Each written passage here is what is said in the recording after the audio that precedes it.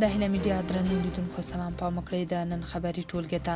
د پښتونخوا د پولیسو یو مشر د ملا یعقوب د انځور لامل غوښه شوی د خیبر پښتونخوا ایالت د صوابۍ د پولیسو یو مشر عبدالعلی له دې عمله له دندې لرې شوی چې پر خپل واتس اپ مولوي یعقوب مجاهد انځور لګولی و نو موري دغه راز په ودونو کې پر موسیقي او بازار ته د ښځو پر تګ هم نیوکې کړې وې د ولسوالۍ د پولیسو افسر یعنې اس ایچ او عبدالعلی په یو شمېر هغو ویډیوګانو کې چې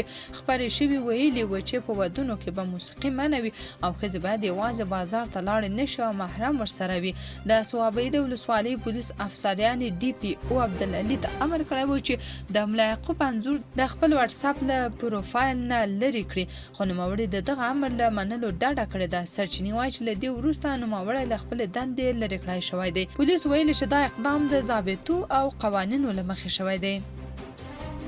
د بلوچ ازادي غوښتونکي وسلوال پوځ یعنې بي ال اي ادعا کړې چې د بلوچستان د نوشکي ولسوالۍ د پاکستاني پوځ پر څو امنیتي پوستو او مرکزي قرارګاهو همغږي بریدونه کړي او د ښار کنټرول یې له لاسه ورکړی دی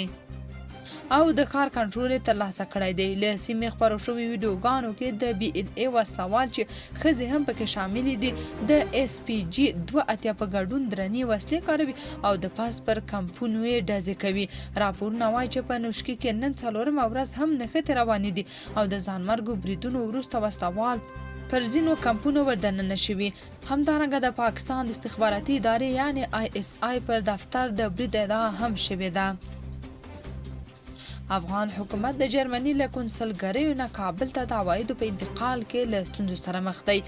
افغان حکومت په جرمني کې د افغانستان د 3 کنسلګریو له عوایدو شاوخوا 10 میلیونه یورو راغونډې کړي خو لا هم د بانکي بندیزونو له امله کابل ته د دې پیسو په لیږلو کې له ستونزو سره مخ دي تیر کال هم ورته یو ریپورت ورکړل شوی و د جرمني رسنیو یو ځل بیا خبر ورکړی چې د بن برلین او مونشن کنسلګریو کې شاوخوا 10 میلیونه یورو عواید راټول شوي دي خو د بانکي بندیزونو له امله کابل ته نشي استولی د ای آر ډي تلویزیون د تیر کال د یوې څېړنې له مخې طالبان ښایي د نغدو پیسو له لارې د دې بندیزونو شاته کولو هڅه کوي خو تر اوسه د دغسې هڅو عملي شواهد نه دي موندل شوي د یاد رسنۍ په وینا د 2015 کال د اپریل په پای کې د مونشن کنسلګرۍ مسؤل د افغانستان بهرنیو چارو وزارت د دفتر له رئیس سره کتلي و چې له اروپایي هیوادونو نه د عوایدو د لیږد پر څرنګوالي ورسره وغږیږي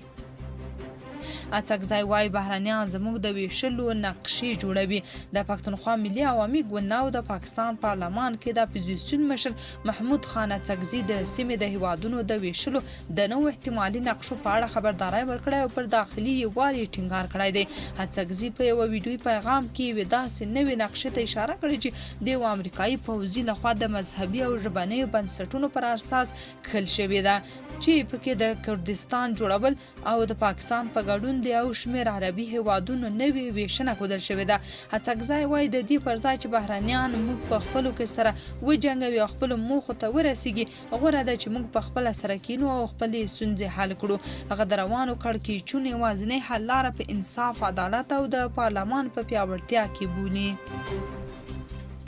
تر 200 ډیری کورنۍ له ایران او پاکستان ستنې شوي د کډوالو ستونزو ته د رسیدو عالی کمیسیون خبر ورکړی چې د دوشنبې په ورځ له پاکستان او ایران نه 209 کډوالې کورنۍ افغانستان ته ستنې شوي دغه کمیسیون ویلي چې له یادو کورنیو سره مرستې هم کړي او خپلو مینو ته یې لیږلي دي د طالبانو یاد کمیسیون د سې شنبې په ورځ ویلي چې له دې ډلې د نیمروز د ورېښمو پله له لارې 14 د هرات د اسلام کلا له لارې 22 د کندهار د سپین بولدک له لارې 10 او د ننګرهار د تورخم له لارې 109 کورنۍ افغانستان ته ستنې شوي دي طالبانو زیاته کړې چې 450 نورې کورنۍ خپلو سیمو ته لیږلي دي د کډوالو او بیرته راستنېدونکو چارو وزارت وایي په تېرې مرغومې میاشت کې شاوخوا 1419 کورنۍ له ترکیې ایران او پاکستان په خپله خوښه او جبري توګه افغانستان ته ستنې شوي دي دغه وزارت وایي چې ستنو شوو کډوالو ته اړینې مرستې هم برابرې کړې دي